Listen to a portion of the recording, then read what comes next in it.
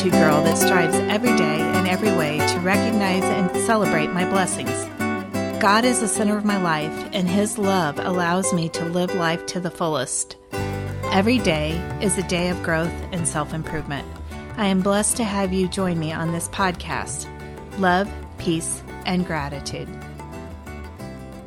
All right, here with LoLo, Grateful Gratitude. Always a pleasure to talk to you. And what are we going to talk about today? Today, we're going to talk about a quote that I saw in a movie recently. I watched A Wrinkle in Time. I don't know if you've seen that movie or not, but spectacular movie. Awesome movie. It's a book, too, isn't it? Yes, actually, it was a book written in, I believe, 1962 or 1965. I'm not familiar with either. Oh, well, you should be. Well, there was a character in the book that did nothing but speak in quotes, and they were all positive quotes, so that's kind of my bag. The one I want to talk about is from Rumi, and Rumi was a philosopher many years ago. Like a real philosopher? Real philosopher. Okay. He's a theologian. And so he said the wound is the place where the light may enter. So what that means is when someone hurts you or you have something devastating happen, it opens a wound. And you can use that wound to allow God or the positivity to come in and heal that wound. That is absolutely accurate. It is. It absolutely is. And people, I think it took me a while to understand that. But if you just think about things that happen in your life, and I can go back and think about things that have happened in my life and apply that quote and say, yeah, that's 100% dead on. And I think, too, if you kind of embrace that quote and you get hurt and you allow that light in, you become so much stronger and you come out of that situation so much better. I referenced when I was in high school, it was my sophomore year, and I was in a clique of girls, and all of a sudden they walked up to me one Friday afternoon and said, "We don't want you in the group anymore." That's in high school? Sophomore year. Wow, okay. Now, the other thing is all my friends were 16, had cars and drove, and I was young for my age, so I was 15.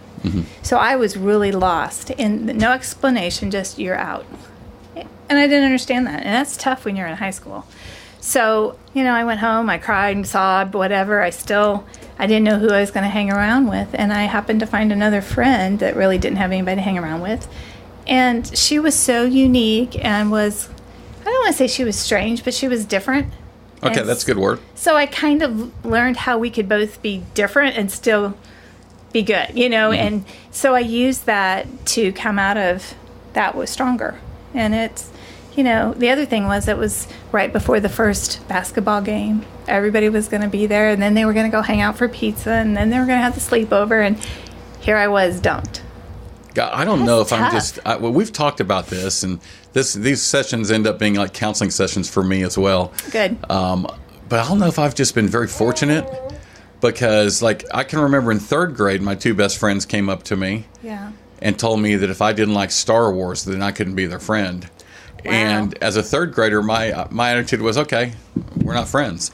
I guess I'm just fortunate that type of stuff just never really impacted me, but I can completely understand how it could impact other people.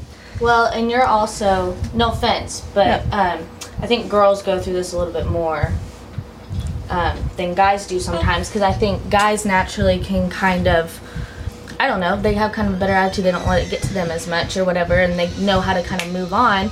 I'm not trying to stereotype or anything, but I think with girls, they can relate to this. I feel like this has to have happened at least multiple times in multiple girls' lives, I think we can all say that, Mean Girls moment, we all have at least one of those. Yeah, and I think we tend to be more sensitive in those formative years and puberty years, and drama unfortunately can be a big part of a woman's life, and there's no need for it. I mean, it's better just to kind of release. I don't want to take you off course, but you and Lexi are doing these teenage girls seminars that I think are really, really good. Thank you. And I don't think, and I'm not telling you how to do things because I understand what you're doing, but I think that you could actually do those for women.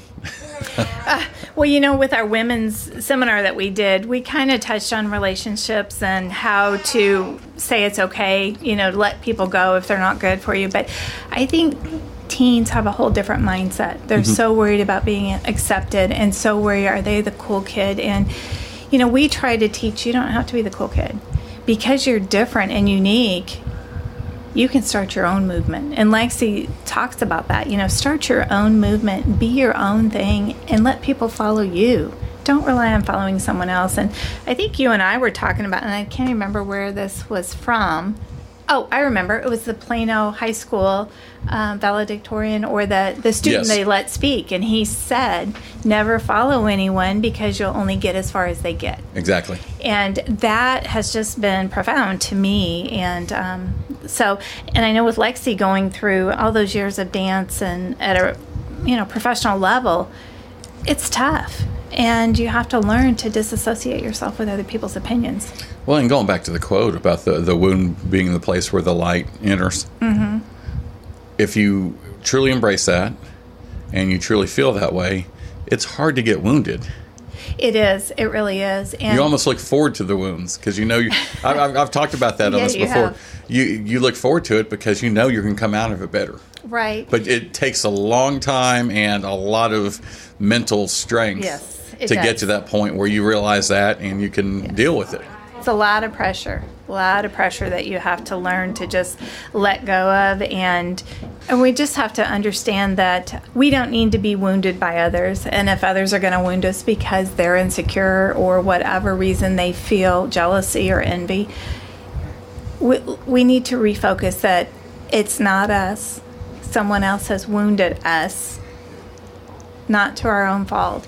But this gives us a great opportunity to either turn to God or turn to prayer, turn to whatever you do, but allow yourself to get stronger and allow that light to fill you and heal you. Well, and to take it down to the most basic level, one of the first lessons, at least, I'm a couple generations away and don't have any kids, but at least in my generation, one of the first lessons we learned was a lesson called sticks and stones. Right. And the sticks and stones may break your bones, but words will never hurt me. Right. It is amazing to me how, as adults, that's the first lesson we forget. And we all get so sensitive, and we all get so consumed with other people's words, other people's actions. And we just completely ignore that lesson that we learned as a toddler, as a kid. Yeah. Well, and I think social media, too, has put us in the center of their attention, and we want everybody to see us in our best light on social media, and we hide things we don't want to see, we don't want someone to see, and we only put out there graduation, big celebration, I got a gift, everything that's kind of a little bit superficial. And like Lexi has said to me before, you're only seeing a person's highlights. That's a highlight reel. That's all it is. And it's not who you are or what you are, and don't open yourself up to that. Lexi and I have really removed ourselves a lot from the Facebook personal pages, just because people make a comment and it can affect our day, if it's something sad. So we kind of moved away from that a lot, but we do a lot of inspiration through our gratitude page. So and there was, and I don't know if it came from your page or somewhere else, about toxic people. It wasn't ours, but go ahead. And it listed the qualities of a toxic person, and basically said, hey, if you have someone in your life that fits a lot of these, just get rid of that person. Absolutely. It's easy to... And you don't have to give up on the person. No. But you can get the person out of your life to the point where that person's not going to impact you. I like to say, and I like to go, and this is really hard to do, because I can deal with toxic people. At least I think I can. And as long as I know what they are, then it's up to me to figure out how I'm going to address that person and how I'm going to not let that toxicity impact me. At least I hope I can. Well, yeah, and I think that, I've always said that your friends, it's quality over quantity. I mean, you don't have to have 25 best friends. You know what I'm saying? I choose my friends very, very carefully. I mean, they have to be very faith-based. They have to be very kind and giving. And if it's somebody that's out for themselves, we've talked about this before, we just let those people go because they're not going to help us in any way. And they may be one that's going to end up wounding us. So, yeah. And, I hate to say embrace the wound. Yes. But if you can get to a point where you embrace that wound and realize how you're going to come out of it better, Right. then life is so much easier. And we talk about that all the time. At least I bring it back to, hey, life is so much easier if you listen to LoLo, if you listen to Lexi, and actually practice this gratitude. Yeah. Life is so much easier. Yep. And we quickly, just to close, we always say, practicing gratitude costs nothing. You have the 2 tools you need, which is your heart and your head. Use them. All right. Until next time. How can people get a hold of you, by the way? Well, we have our Facebook page, Grateful Gratitude, a blog, gratefulgratitude.net. Of course, you're listening to our podcast, our YouTube channel.